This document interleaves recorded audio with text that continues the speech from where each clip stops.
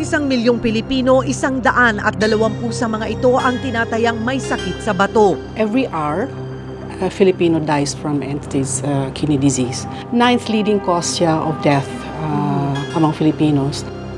Ang masakit nito, marami sa kanila ang ipinagwawalang bahala ang kanilang renal disease at namamatay nang hindi man lang nakapagpapagamot. We're very strong in promotion, prevention for renal disease because we have to address from prevention.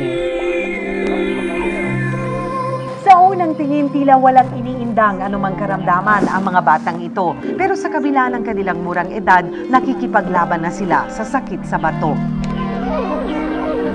Sa pamamagitan ng pagkukulay at pagdodrawing, dito ipinakita ng mga batang ito ang kahalagahan na maipaalam sa karamihan na kahit sino pwedeng magkaroon ng sakit sa bato.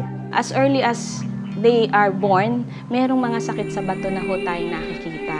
Ang alam lang po natin, ang mga nadadialysis matanda lang. So merong hong kakaroon ng sakit, kahit pagkapanganak, pwede mo i-dialysis kasi pumali ang bato. Kaya naman sa tuwing ipinagdiriwang ang Kidney Month, mahalaga para sa pamunuan ng National Kidney and Transplant Institute na kilalanin ang papel na ginagampanan ng mga batang ito sa pagpapalaganap ng impormasyon tungkol sa sakit sa bato. Batong Bulilit kung tawagin nila ang programa.